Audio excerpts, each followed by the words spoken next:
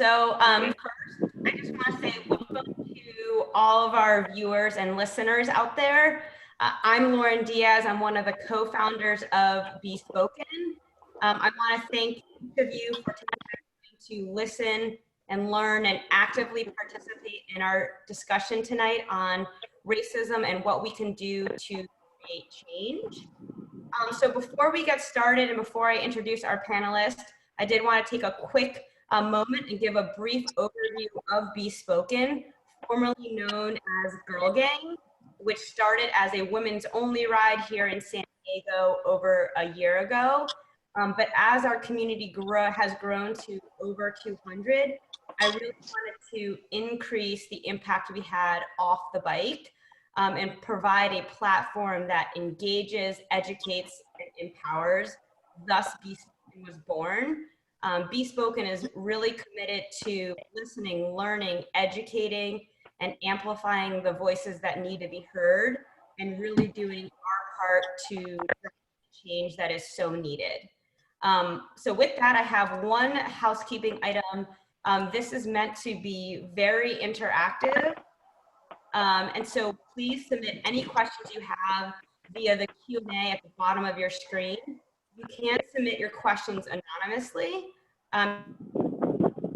tonight.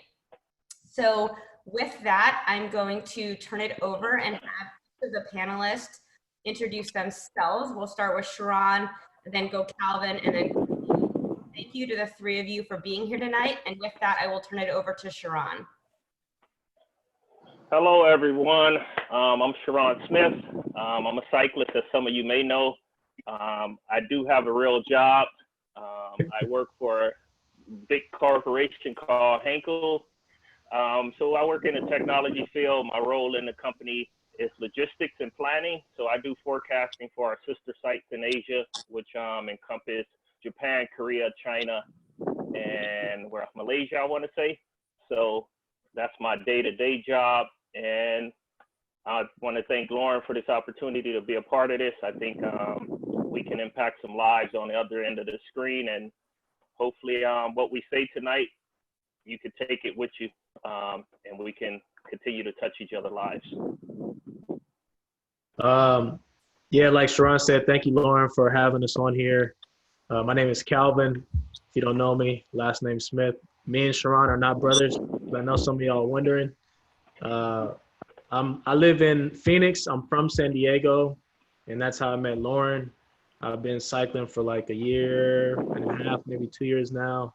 And my real job is I'm in medical sales, so I sell drugs legally, basically. And what else can I say? Oh, so I'm not gonna be the spokesperson for Black people. I'm just gonna be speaking to, my experiences tonight. And like Lauren said, I want this to be a discussion. I think if we all come together and share our ideas, we can come up with some good solutions. Hi, good afternoon, everyone. My name is Carlene Edwards. I met Lauren through Girl Gang. I've been participating on the ride since late last year. I've been cycling for a few years and just got kind of serious about it within the last year.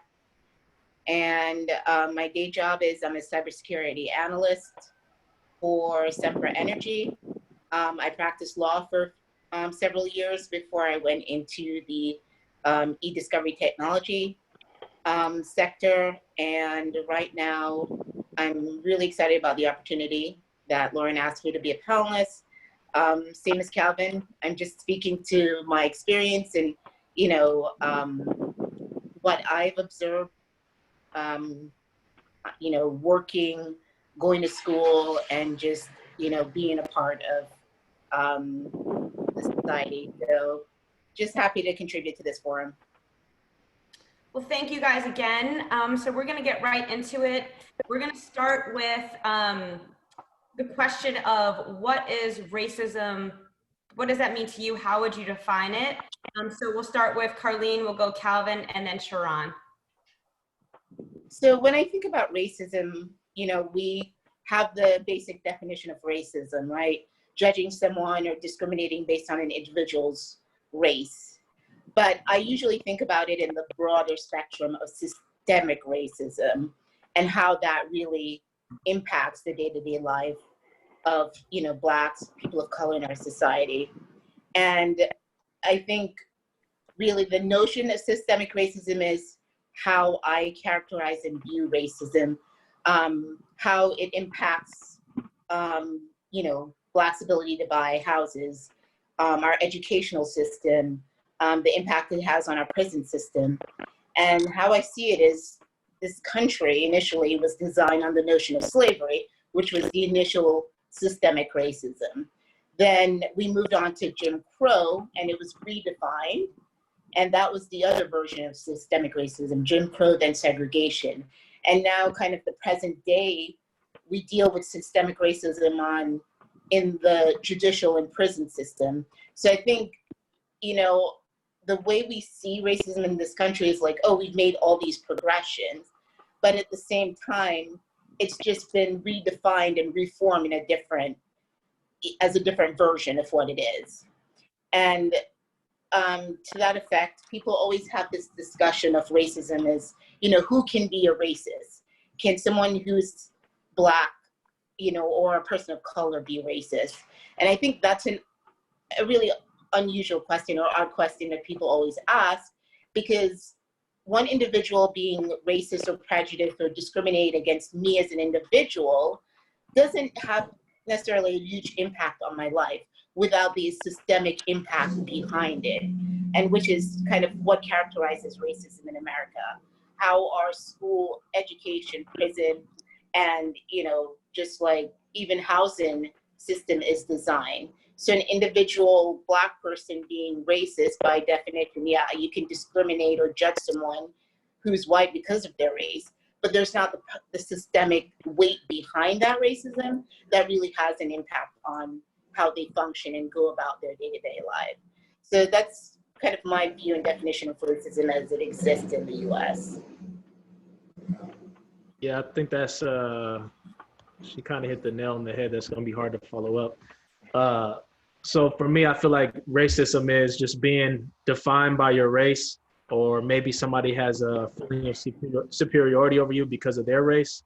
But I think like what Carlene's saying, a lot of it is tied to systemic racism. That's how we get stereotyped, and I'm losing my train of thought right now. But if you look back to slavery, like a lot of that stuff and how this country was founded, a lot of that knowledge gets passed down through generations.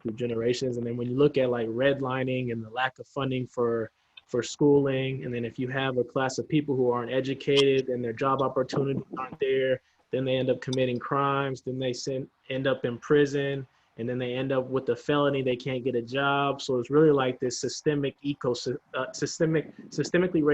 ecosystem, right, that Black people are subjected to. So I think that's kind of like the overt racism, I guess, would be like, oh, I don't like you because you're Black. Or I'll give you an example. I pulled up on 2 white cyclists in San Diego, and brother came by in his car, was blasting music, and I overheard them two talking like, oh, and they wonder why they get stereotyped. Like, to me, that's overt racism, right? Me being in a race and somebody telling me they're not going to count me at the finish line because of my skin color, like that's overt racism. But covert racism, I think, ties into that systematically racist ecosystem that Carlene spoke to. Man, why did I get to go last on this? Like, what do I Carlene say? set us Like, up how do I get on base after that? To me, it's just not having an equal opportunity, getting chances at jobs necessarily, even the colleges.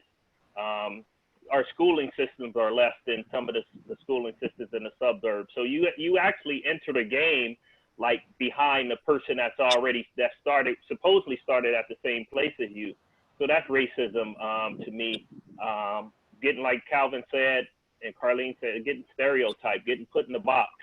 I could use an example when I first started writing. This was like a microaggression, I guess I could say. In Orange County, I can recall being at a ride and someone saying, "What are you doing down here?" And at the time, I didn't even realize what was being said to me. I was like, what does he mean? So now that I look back on it, I was like, man, it was more or less saying, why am I in this neighborhood? Why are you even here? So to me, it's in a nutshell, it's pretty black and white. Just unfair treatment, unequal opportunities. I could use, for example, our event that we put on called Circle of Doom. For the longest, we were trying to understand, like, why we couldn't get the support that some of the other fondos were getting? Why the participation wasn't at the level it should be? And so we didn't want to put it on race, but we start questioning, like, man, is this because we're in cycling and we kind of are accomplished racers, Rassam Bahati and myself and Justin Williams, and now we're starting to go on the business side? Are we getting some pushback because, like, we can't be successful in the racing and have a successful business? I'm sorry. So just inequalities. I mean, it's not that hard to me. It's like, I think we all have this intuition inside of us. We all know right from wrong. I think we're raised that way.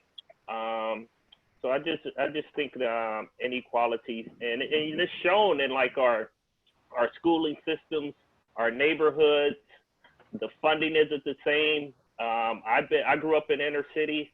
I spent a lot of time in Orange County, Malibu, Palos Verdes, and instantly the moment you get to these different cities, you're like, man, it just feels different. Why is it so different?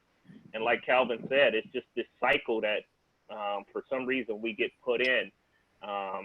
So that's it in a nutshell for me. Thanks, guys. Go ahead, Carlene. No, I guess to Sharon's point, and both Cal and Calvin also, you think of the education system, right? And that's kind of like the beginning of everything for everyone. Like, oh, you know, you think we all start at the same point. We all start to, you know, given the opportunity to go to school. But if you think about how the system is set up, you have schools funded by tax dollars. And for generation, you have wealth being passed from family to family in terms of your race, because you were able to own property. And, you know, Blacks weren't able to own property in this country for generations. And when finally we were able to own property, you had redlining. And so just think about the very foundation of how our education system is set up. Based on tax dollars, your school is funded. And you have an entire group of people who weren't able to acquire this wealth and were living in poor neighborhoods due to the fact that they couldn't get housing loans or even have the ability to own property. So if you just look at the you know, basic foundations of how we're moving forward, and to say, you know, a lot of the argument has always been, look at how far you are, look how, you know, racism ended, segregation ended, you know, 40, 50 years ago, stop complaining about it. But the roots of how everything is designed is based on those initial systemic racism. And it's still in play now. Yeah, and so Carlene, I think we had talked about on Thursday just a little bit about your background, moving here from Jamaica, and then just some examples of microaggressions and overt racism, and then how those made you feel. I think that would be really helpful for the audience to kind of hear that from you, both on examples of overt and microaggressions, but then also how that made you feel. So I think, I mean, just coming from a different country and then coming from a country that, you know, was primarily Black, I think for the first 10 years of my life, I wasn't raised with the concept of race or that I was different because of the color of my skin. So it was quite an awakening when I came here, and all of a sudden there were these expectations or notions of who I should be or how I should walk through life because I was a Black person. And, you know, at 10, you're already going through kind of like that I'm going through the transition of being in another country, but then going through this kind of awakening that this notion of color exists. And so I came here and I was going to Catholic school, and I was one of the few Black people in the Catholic school. And anytime we talked about like history of race or segregation or relearning in class, you know, all of a sudden I was supposed to answer, or, you know, kind of looked upon as, even at 10, as like, oh, what do you think of it? The expert as to how, you know, or kind of like feeling sorry, or, you know, so it's a lot of weight that's put on you. And it's even more weight when you're initially learning, like, oh, you're Black, and so that you're different. And so it was a gradual learning process, but also it's a learning process. I notice kind of the difference now when I see, you know, my nieces and nephew who grew up, who were born and raised in this country, and how early you're aware of your, you know, how much your race defines who you are. I'll give you a story. I was, you know, shopping for a doll for a little cousin who was 4 or 5 at the time, and it was like a Bratz doll. So of course I wanted a doll that looked like her. And at 4 years old, she was already aware of the notion that brown and Black is ugly, and she cried endlessly because she did not want a doll that was brown. At 4 years old, that notion was already instilled in her, that the notion of beauty is defined by whiteness. And so, I mean, to be raised, you know, and instantly have this notion that you're less than, the way you're, you know, you're viewed or portrayed in the media is less than. These are the type of kind of weight and microaggression that you bring through life with you, that you're walking through life with, okay, this is how I'm viewed by society. This is kind of how I create a notion of who I am, my worthiness. And these are the things that aren't really easy to define or to weigh as to the impact it carries with you through life. So those are kind of just the, you know, the example I've seen, and the distinction I've had, luckily, you know, growing up the first 10 years of my life, not having this notion of color. I don't know what experiences you guys had just having been born here, and kind of when was your first idea of Blackness or difference due to that? I mean, for me, it might be different for Sharon, but I think when I was a kid and just kind of navigating throughout my friend group, and I wouldn't call it a microaggression, but you just notice that some of your friends live differently than you do. Like, some of them got food in the fridge, some of them got, you know, nice toys, or they might have a Christmas at their house, and you just kind of like, well, how come I can't get that? So as a kid, you don't understand, again, that systemic racism that's kind of, you know, my mom, she didn't go to college. She didn't have the opportunity. And with that, you know, you don't have an education, you don't have access to a better paying job. So I think it's all tied together. I think that was the first time I noticed, like, I live differently than my friends. And then I would say that, you know, throughout my jobs and stuff, I definitely have experienced microaggressions. I can't pinpoint one example, but I would say, like, being pulled over by the cops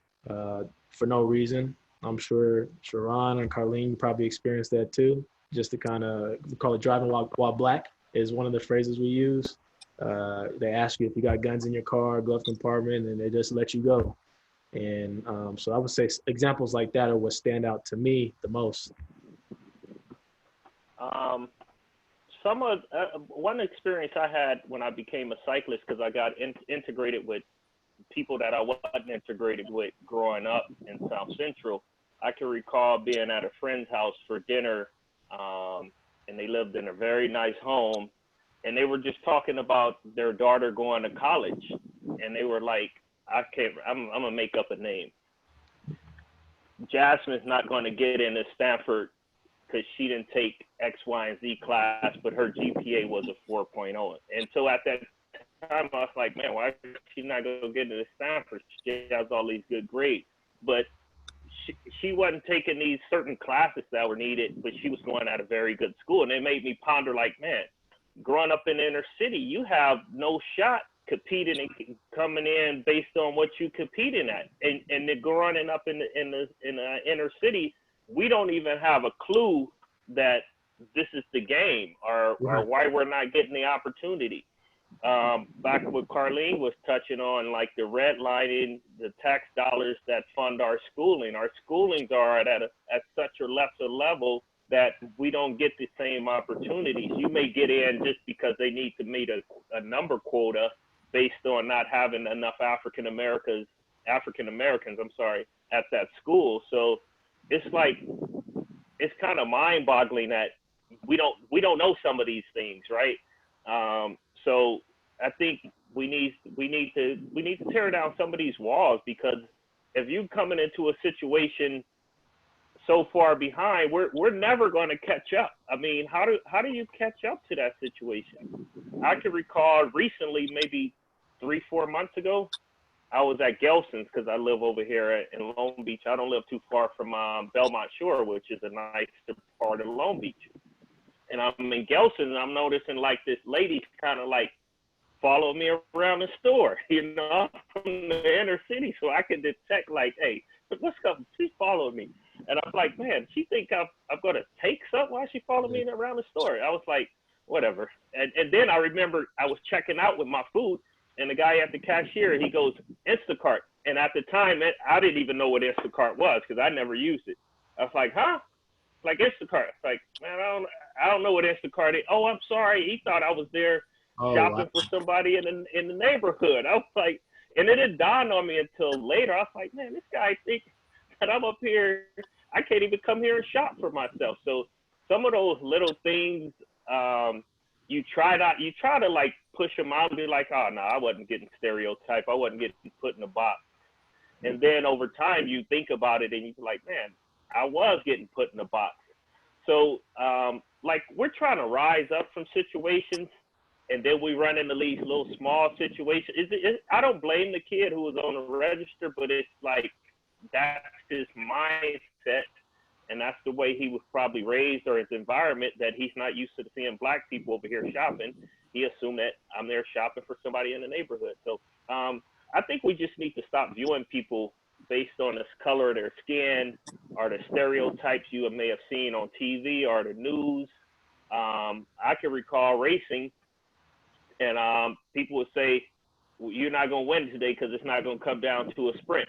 So they're basically saying, oh, if he's not able to sprint, it's not a sprint finish. He doesn't have a shot at winning. Like saying I'm not good enough to ride a certain way. We have a lot of educated African Americans in this world that could do a lot of good, and we all need each other at the end of the day. Like, I'm so thankful for this platform because you guys get to see a side of us, and we kind of like in your world, because we all have met through cycling, right? If it wasn't for cycling, we wouldn't be here today. So just approach us, you know, get to know us. That's what we did. We came into your world. We wouldn't have met Lauren, Jess, Eileen. We wouldn't have met none of you guys if we didn't start intermingling and just talking. And then you find out, man, these are, like, my goal is, like, I want to be the difference maker for my people, where it's like, man, you know what? All of them aren't how they're portrayed on TV. Look at Sharon, look at Calvin, look at Carlene. We're just 3 examples, but there's thousands of us out in the world. Look at Justin Williams, his brother. They all rose up, Rasan Bahati. So, I mean, there are a ton of people like us. They're just probably not in the spotlight or known as, on the level you guys know us. But hell, at the end of the day, like, the word now is that we need you guys who aren't of our skin color to get involved, because you guys are the ones who's going to help us break down these barriers and these walls, because we went screaming and talking, but we need help. Just like anything you do that's going to be successful or bring change is going to be a team effort, and we all need each other at the end of the day. So that's my spiel on that. Sharon, I think you made a good point about that kid, and kind of, it's not technically his fault, right, that he made this presumption, but it's kind of like the whole notion of how society is set up creates that idea in his head. And the onus has always been on us to prove ourselves, to say, hey, I'm, you know, I'm not like the perception you have in your head. But that's by no means our responsibility. My responsibility is never to make someone else feel comfortable with me. It's the responsibility and onus on, you know, the individual who has these biases and has these prejudices to educate themselves. It's also the responsibility of society to change the notion that someone who looks a certain way walks in the store and he's purchasing something not for himself, you know, shopping at Instacart because he can't afford that. It's society's responsibility to reshape the fact that a 4-year-old girl sees a black doll and thinks it's ugly, even though it looks, you know, as beautiful as she does. So, I mean, we have to reshape how we, you know, structure the media, how we educate our children, how, you know, just, I mean, kind of wipe out these notions that exist, and it's so easy for people to ingest them and to make automatic assumptions, and then put the onus on us to say, oh, no, I'm one of the good ones. You can feel comfortable with me. No, that's your job, is to figure out why you have these biases, why you have these prejudice, and work and educate yourself and be part of a society that then educates others to realize that these are, you know, creating a system that pulls a certain group of people back. And I think with everything we're going through, I'm for the, you know, kind of like for the first time, there's hope in me to see that kind of change happening, but there's a very long way to go. And I think we get there too by, like, one, educating yourself, like you're saying. Don't rely on me. Don't rely on Sharon or Carlene or any other Black person to educate yourself on who we are. Do your research on your own. There's books out there, the internet's out there. And then two, I would say, take somebody that you don't know to coffee or chop it up with them wherever you are and get to know them as a person. I was watching this live stream on Instagram, and this one lady, she was a white lady, she asked, well, how do we talk to Black people? And I thought, wow, I never think, how do I talk to white people? Like, that's, yeah. I just go do it. So I would just encourage you, like, just get to know each person. And we are people and everybody's different. So I would say, one, education, then just get to know people around you. And maybe you don't know who somebody is, go approach them, talk to them. It's easy. I'm sorry. Based on what Calvin's saying, it's so true. Like, I know on Tuesdays, typically I used to go to this coffee shop in Seal Beach. There's not many Black people in Seal Beach, right? And over time, they would see me there every Tuesday at a certain time. It's like, man, this guy's here every Tuesday. Maybe he's a local. And so I got to know a lot of people at that one coffee shop just because I was there. And typically, I break the ice with people. I have no problem with speaking with someone. You know, I'll say hello or something small. You will be amazed that something small that you say to someone can open up a whole room of stuff you never knew existed. For example, I sat at that coffee shop for maybe a year, and it was this older white guy who sat there, and we just happened to be there at the same time on that day because he was a local. And so over time, we got to know each other. His name was Bob. He asked me my name, Sharon, and he saw I was a cyclist. He asked me how my racing's going. I tell him how my racing's going. And when I was getting close to the end of the season, I was like, okay, Bob, I won't see you. I'm taking a break. I won't be riding. I won't be here for a few weeks or maybe a month or two. He's like, man, Sharon, it was a great meeting you. And so he said, since I learned some things about you, I want to show you some things that I have. And so he took me to this building, this alley, and he raised the garage up, and he just had all these cars. It was like 30, 40 cars. It was like millions of dollars worth of cars, right? I almost wanted to cry. I was like, man, this guy, we've been sitting next to each other all this time. But it goes to show you that through him talking to me, I earned his trust. He took me to a place that he probably don't take many people. And then he took me across the alleyway in this building, and I left my bike in the alley, right? And you know, cyclists who like, hold up my bike. That's like, Bob, my bike down there. I said, man, don't worry about that. I got all kind of stuff. Nobody's gonna bother it. And as we're walking through the building, there's all this beeping going. I was like, man, what's going on? And he thought it was a motion sensor because I have a lot of valuable things in this building. So he gave me a tour of this building, gave me a calendar with his name on it. So I Googled him. I was like, man, hold up. This is too crazy. And come to find out, this guy was like loaded with cash. And he was like, so many people knew him. He owned like 70 properties in the city. And he made his money through pharmacy, being a pharmacist. But it was just off a simple conversation, us having coffee. As cyclists, we go all kind of places and have coffee. That's a thing for cyclists. Let's stop and have coffee.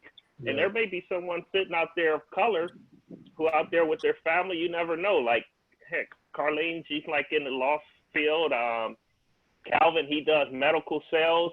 There could be somebody who's sitting at that coffee shop of color who has great influence in the society and could help Be Spoken, who could help the Bahati Foundation, who can help so many things that we're trying to do.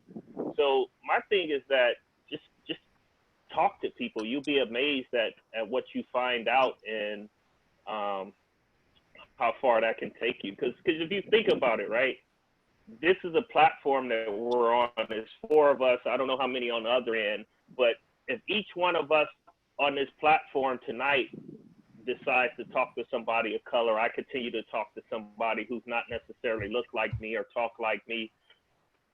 It starts small. We all have to do our little part, and that's where we're going to create change. We can't create the change thinking on a big scale because it's too massive. We've been in this situation, 450, 60, how many ever years? That's a lot of years. And so you guys got to look at, look how far, where we're coming from. I mean, heck, I was like one of the first college graduates in my family. I made it out. Calvin made it out. Carlene made it out. But it was through throwing the work and somebody, having faith in us. So my thing is that we just got to not look at people for their skin color or the stereotypes you may have seen or heard. And heck, I met some ex-cons who were like some good people. They just they made a mistake. We all make mistakes along the way, but we all can turn our lives around. Who knows if Carlene or Calvin or myself or Lauren or Jess or Eileen could turn that one person's life around, and they go impact somebody else's life. So it's just creating momentum, and then we can turn this place around. But we can't sit silent in our homes, in our cubicles, in our office, and make our money and then pay our bills and go live our life. It's really about you gaining success, and then you reaching back and pulling the next person up, and the next person pull the next person up, and that's how we create this change. Sorry, I talked a lot. I get going. Good. No, I think that's a great segue. So I think, one thing that we talked about, especially, personally doing our own research, reading, reaching out, talking, creating these connections. We all obviously have day jobs, right? And so one thing I wanted to talk about was, what are some ideas we could bring to employers, to our corporations? And I know, Carlene, you have a great example of Sempra, so I'd love for you kind of to share what Sempra is doing. And I think here, we're all taking the time to listen to this, so I think we need to be leaders at our jobs as well and push our companies to make changes. So, Carlene, I'll turn it over to you. Yeah, I do really appreciate that Sempra has a diversity and inclusion committee, which I'm a member of. And the function of that is just to bring awareness within the company to experiences of people from all different walks of life. And so they have programs, this month is Asian American, Awareness and History Month. So we had a long forum on, the history of Asian Americans in this country, what their experiences are, and kind of how they still navigate, through life and through this country. And they do that, with all different, different groups within the company. And just knowing that that exists and that there is a notion of inclusiveness, and there's an openness to give a forum for different individuals, different groups in the company to feel welcome and to educate others, because that's a big part of what the program is about. Not just to say, Blacks, people of color, here's, something for you to discuss, but for everyone in the company to be involved and to be educated about, different, groups of people. And I'll say, even within, my own team, with everything that's going on after the first protest happened, the first thing the company did was, issue a statement, putting their support behind the movement, but also offering therapy to individuals who might be experiencing strain or stress as a result of it. And, we sat and had a call to discuss and had an open forum about the issues. So just creating an environment within a company that we aren't, pushing things on the rug and saying, hey, we're an equal opportunity, and so we don't see color, we don't need to discuss it. That, that's not a helpful way, but rather to say, hey, we have, all these differences within our company. Let's educate each other. Let's learn about each other. Let's create this environment where we're gonna, allow people to talk and kind of express their opinions and give the other people the ability to learn from it. And I think a lot of companies can learn from that, to know that it's actually better to be upfront and open about the differences that exist, rather than just say, hey, we're equal opportunity, we'll hire anyone, so we don't need to talk about race at all. Another thing they do is, they require diversity training every year. So you have to, go through and kind of do that diversity training as part of the company's training. And that's been in place kind of long before anything has, all the issues we're seeing now. I don't know what, if Sharon or Calvin, do you guys have anything in play? In terms of like what people can do to take action? In terms of what your corporation has in play to discuss diversity, or to kind of create an inclusive environment? So I think I'm in a little unique position. I just started with a new company. So, but I will say in my short time here, I've been employed with them like 9 days. They sent out an email supporting the protest, denouncing racism, which I was shocked by, and I was pleasantly surprised to see that email. So I know that they don't pay for any of that. As far as like diversity and inclusion programs, I'm not privy to if they have anything in place yet. I'm still kind of swamped in like the whole onboarding process, so I can't really speak to that. But I know that I did work for a company in the past that did have programs like that. I'm not sure if my company has that. The interesting thing, throughout this George Floyd situation, I know a lot of corporations and big brands been putting out messages, and I have not received the email from our corporate regarding the whole situation. But based on what you were saying, Carlene, it may be an opportunity for me to start up something at my company that I'm at, shoot my regional manager an email and see, are there some things in place? And then I heard you touch on equal opportunity. That word kind of rubs me like a weird way, I guess. I mean, I don't want to be hired because like you are equal opportunity hire. That's kind of like, yeah. What does that mean? Like, why? Just hire me based on my talent and my skill set. Don't hire me because we needed to make a quota. We have to make sure our numbers are right. Like, if you're not of color, imagine being on the other side of that spectrum. Oh, I got hired at wherever you got hired because I was an equal opportunity hire. You came into a black dominant company and we hired you, because we needed someone of a Caucasian or Latino or Asian to meet some number to get this government support fund. I mean, that's crazy to me that we have these things in place. Like, it's happening because X, Y, and Z reason. I don't know. Some things, I try not to view things from a race perspective. I try to view things based on merit and what we bring into the table, and then judge a person off of that and keep it pushing. And then also still understanding where that person may have come from, because sometimes you're judged on a way you talk, a way you carry yourself, but without knowing how far that person came from to get to where they're at now.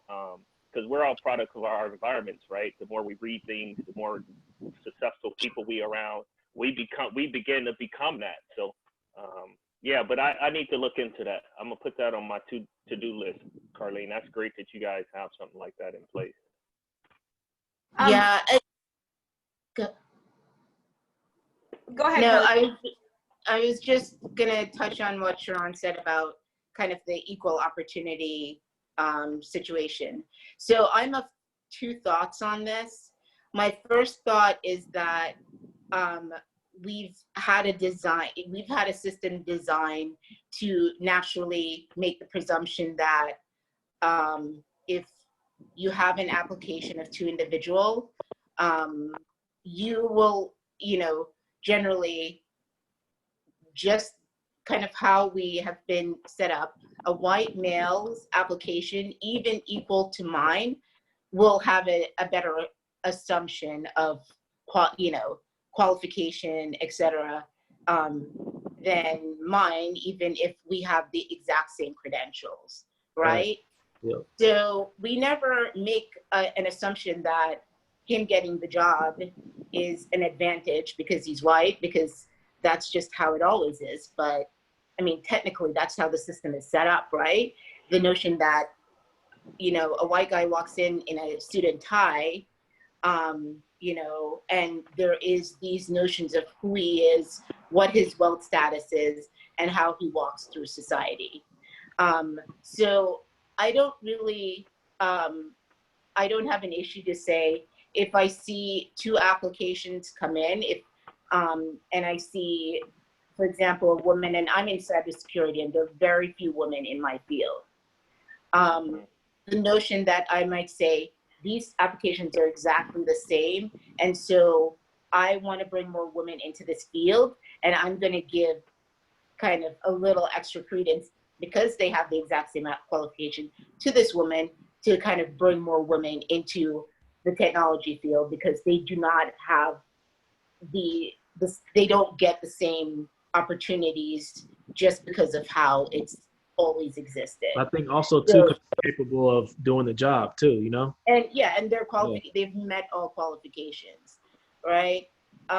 So I think the notion that to give someone, the chance, that's something that they might not have gotten because of the previous, whatever, discrimination, whether it be race or sex, is not necessarily a bad thing. As long as someone has the qualification and meets the same standards, that's kind of the notion that has been given to white men, from the beginning of time. So we have to look at it in two ways, that we have to create opportunities for people who have not had those opportunities. There's been studies that if, and that shows that if I send in my resume and I have a quote unquote Black sounding name, that resume will automatically be passed up just because of the name on the resume, despite whatever, educational or experience requirements behind it. And so to say, let's do away with that and, get rid of those bias and give people those opportunities that they haven't got is not, I don't view that as a negative thing. Thanks, Carlene. So one thing I want to go back to what kind of Calvin touched on and Sharon mentioned. So, you know, we've all seen silence and violence. There are a lot of people that want to say something. There are a ton of brands, companies posting, sending emails, not sending emails. So really the question is around what is an impactful message? Like what resonates with you? What type of message is meaningful, it's genuine versus what seems to just be people posting just to post? So I'd like to explore that a little bit, and if each of you could comment on that. I feel like for me personally, I don't want to see what you're doing right now. I want to see what you're doing 6 months from now, 18 months from now, 24 months from now. Because a lot of what people are posting now, there's cyclists who have been trying to push this message 6 months ago, and it wasn't relevant. Cyclists that have been pushing this message for 10 years. So why is it hot now? You know, I do appreciate that, you know, some brands are making a commitment to post more minorities on their Instagram and stuff, but I feel like on top of that, what other actions are you taking to have a long-term effect, not only in the cycling industry, but on like a socioeconomic level, providing more job opportunities to minorities, like we're saying with diversity and inclusion at your own company? Like, are you going into the communities that are underserved and exposing these kids to software development, code writing, things that will help them break in not only to the cycling world, but to the workforce at large? So that's kind of what I look at is not what you're doing right now, but what tangible actions are you taking and what are you doing 24, 36 months from now down the line? I completely agree with Calvin. Like, you know, we live in this age where, heck, things are trending, right? You put a hashtag, you put it on the gram or you tweet it, then it goes viral. You put the right thing out, it gets to the right person. But it's really like what has your message been? Some of these people are putting things on their page and some are not. I'm aware of some brands who are not, who I've supported, who I've backed. I haven't said nothing. And some have said some things, but they never said anything before. It's like you respond in that. Some of you are late. You late now. You need our voice. You want our voice because everyone, Black Lives Matter, you know? So it's like, what have your message been in the past? And like Calvin said, what is your message going to be 6 months from now, 12 months from now, 18 months from now? Because we know things die down. What's next? What's hot next in the news? Like, heck, we don't even hear about COVID no more. It's Black Lives now. So it's like, it's really a marathon. Like, if we got to do it together, like I've said. And if you're really going to get, like Lauren, you created this platform, so you putting yourself on the next thing is Bespoken going to continue to race after tonight? How long are you going to be in the race for? And like, we see that, we feel that, and we watch that. So, and that's why some Black people feel like, man, whatever, they saying that. We have heard that before. We have seen that before. And so some of it becomes like, it becomes a mental game, right? And some people have been broken, and there's no trust because people have said they're going to do X, Y, and Z, and they don't continue to do it. But that's what makes us so strong as African Americans. You know, we're resilient. We can't necessarily depend on someone else all the time. We do it. We break. If you're not gonna let us in, we're gonna kick the door in. That was like my motto when I started racing. I was like, man, you know what? Not that I wasn't accepted in, but I came after Rassam Bahati. He was already on the map. He was racing pro. I can recall him starting to coach me, and I was losing some races. He pulled me to the side, like, man, you making me look bad. Like, I got a reputation out here. And so, you know, I remember losing and getting my butt kicked, but like, that's part of the cycle. So Lauren, you have jumped in the game.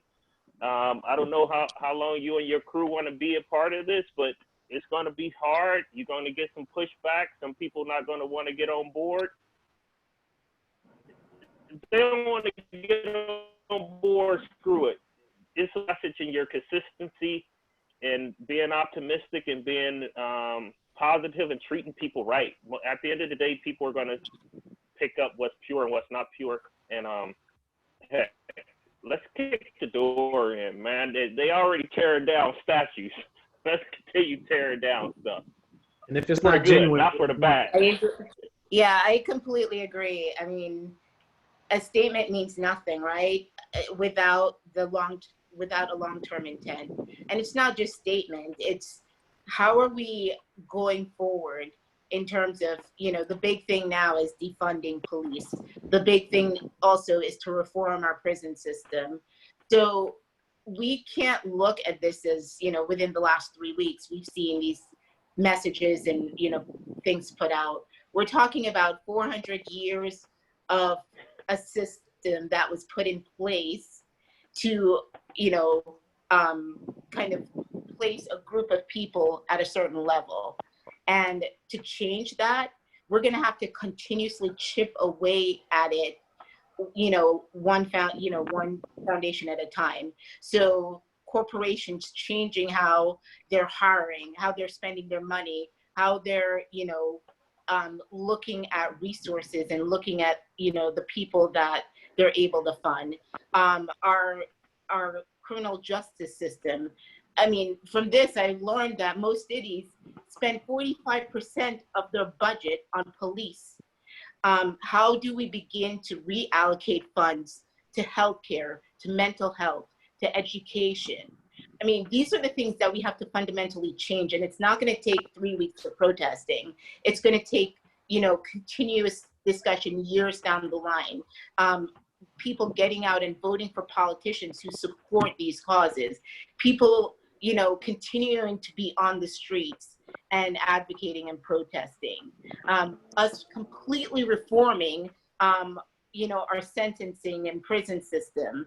And I mean, it's not just reforming it within the laws, but reforming it in how you think as a society. And that's, like, I want to be positive, but I remember, Toni Morrison says racism will end when it's no longer advantageous to the people who put it in play.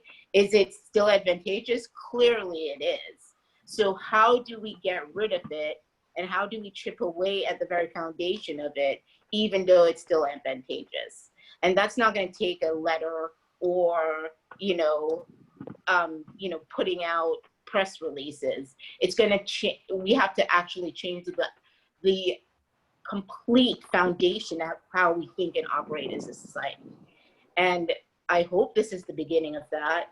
But, the realist in me is going to say, how are they going to rebrand racism? Now that they figured out, it's the prison and education system that we've, been going on for so long. And we let that now, the general public know it's the prison and, education system that we've kind of rebranded racism in. What other version are they going to come up with to placate people and then just create another form of it? So that's what I'm looking at and seeing how we can avoid that. I think too, just to add something, like, I know the focus is on Black lives right now, but I'm looking at brands. Well, what else are you doing to represent underrepresented groups, women in cycling? Because most you see on Instagram is all white males. A lot of us have ridden in numerous group rides. I don't ride with all white males in the group rides. There's a whole bunch of different minorities in the group or women in the group that are not being represented on these social media platforms or on these brands' websites. So I think that's another area of opportunity for them. Hey, Calvin, you pretty smooth, man. You like pulling up the women. Your DM might be going off later on tonight. It's like, man, he mentioned us. I knew it was something about him. You crazy, man. I'm just joking. I had to break the ice. But, hey, it's okay. I can sign off on that.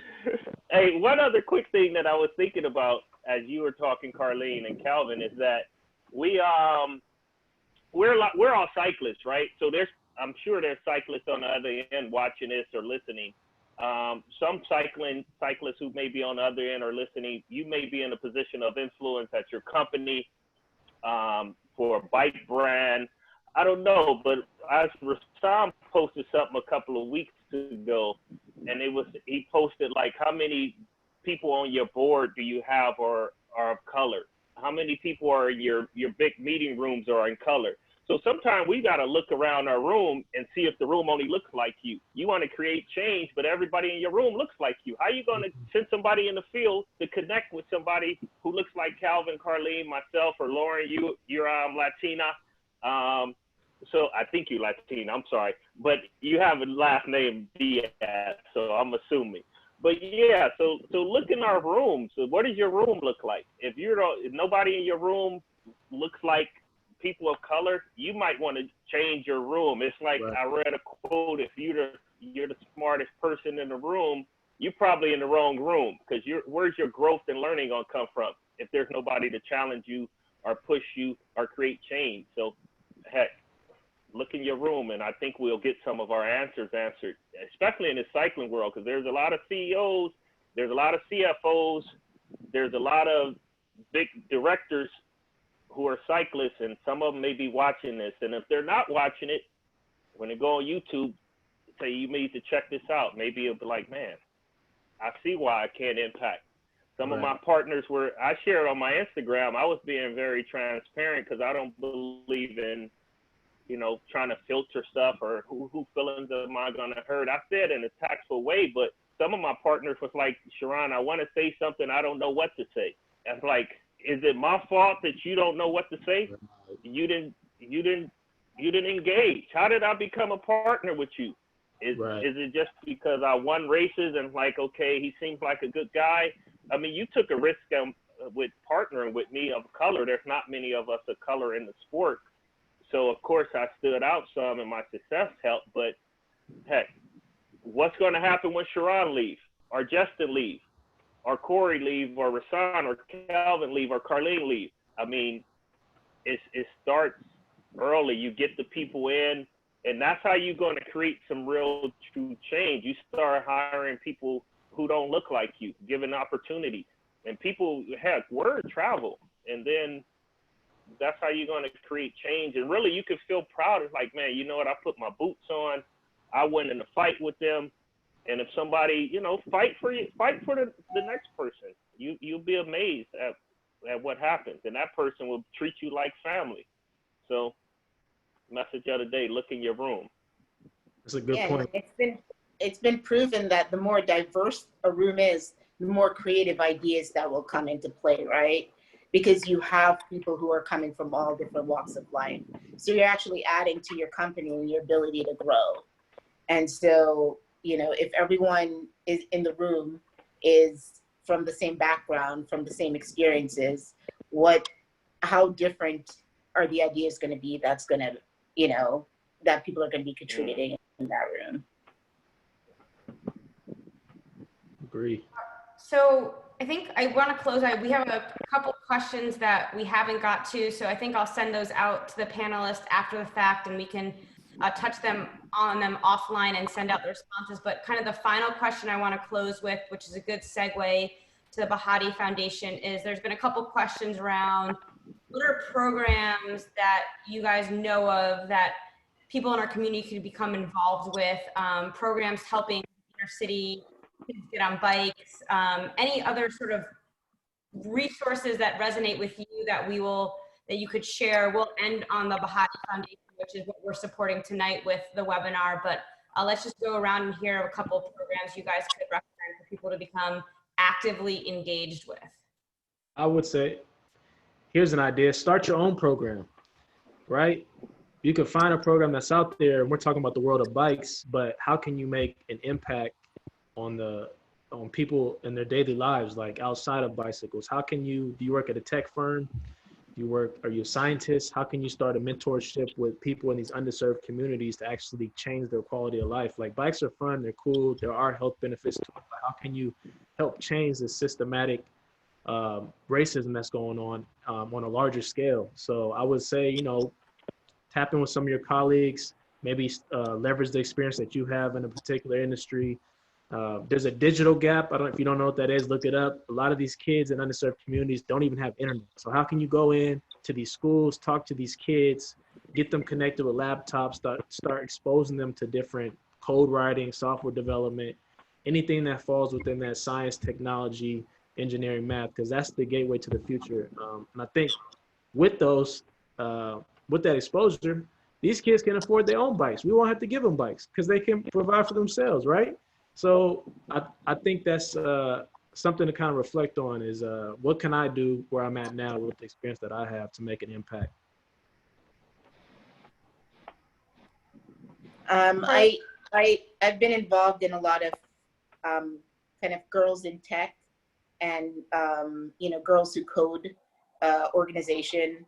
So kind of along the same lines, those are, I mean, vital programs that we need in play to get, young people who don't have the opportunities in technology, give them the experience. I know Girls Who Code, they offer scholarships for a summer coding camp. So, get involved in, all kinds of programs that support people who don't have the opportunities and the exposure that, a lot, and they would, most other kids would normally have. I know I've donated to the LA Bike Association, which helps support, underserved communities and get them involved in cycling in the LA area. So for me, when I was a kid, like being on my bike was just heaven. Like I grew up in Queens and riding on Queens Boulevard, which is like one of the most dangerous roads, but I loved it. I mean, it was the sense of freedom. So giving an opportunity to kids to get exposure to bikes and being able to kind of move around a city in a way they might not be able to is a great thing too.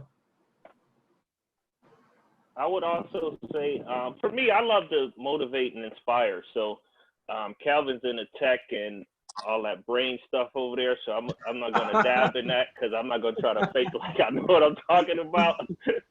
but yeah, there's programs out there. For example, we're supporting the Bahati Foundation on this evening. They donated $100. I mean, did I lose it? Am I still there? I don't see my. I think she changed. Okay, so yeah, it's on the screen. They gave away 100 bikes and 100 trees last year to people in the inner city who were less fortunate than us. Also, Specialized has this program called Outride. They have an Instagram page, and Specialized, not to just talk about Specialized, but they did step up where they're funding a bunch of money to support people who are underserved, and they want to give back to the community. So there's a ton of programs out there that we all can get involved in. Like I was thinking, like, man, I should go in my neighborhood where some of the schools are underserved and talk to some of the counselors. But the thing is that kids aren't on campus right now, so it's kind of a unique time. But there's still programs where we can donate. And some people on here can volunteer or email Rassam Bahati on this link. Go to the Bahati Foundation Instagram page, drop them a note, ask them, how could I help? What could I do? What do you need help with? And I know we need to ask the question, why? Like, not necessarily why are they acting that way or why are they talking that way? We should begin to look at the why the situations are, how they are. And I think that'll help us out. And thank you for this opportunity. I'm not going to be long-winded. Thank you, guys. And so as Sharon mentioned, for part of this webinar, we are going to be doing a donation for Bahati Foundation. The link is up on the screen. It's on our website. We'll also be actively engaging with the Bahati Foundation to kind of set up programs. Be Spoken will be a leader on this platform. We'll give our community opportunities to volunteer and engage and educate, provide resources, just like tonight's webinar. So I'll be sending out this recording so you guys can share it with your friends, your family, your coworkers. The more we can get this message out, the more of an impact we can have. So with that, I want to thank Sharon, Carleen, and Calvin. If anyone has any final comments, but with that, I will close and say thank you all for listening. Jackie, I want to talk to Jackie. Jackie, I agree with what you said in the comments. Not to financially purchase from companies that took no stand historically or fed into racism. I'm a big believer of voting in the booth and then voting with your dollars. So, like Sharon mentioned earlier, we're auditing, we're taking notes of who spoke up, who isn't, who's taking actionable steps. And I know on a personal level, I am actively choosing where I'll be spending my money in the future. Yeah.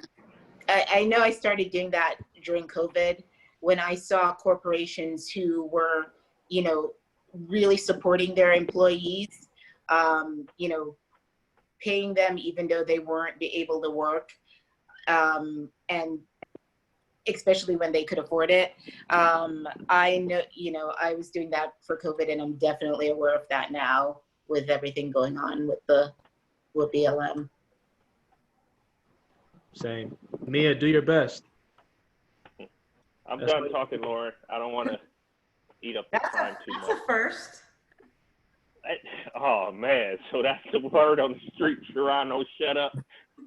Well, hey, you need people to talk. Otherwise, this show's not gonna happen. But thank you all who listened in. Thank you, Sharon. Thank you, Calvin. Thank you, Carlene. Stay tuned. More coming from Bespoken. And I hope everyone has a great rest of their evening and can reflect on tonight's conversation. Thank you, Lauren.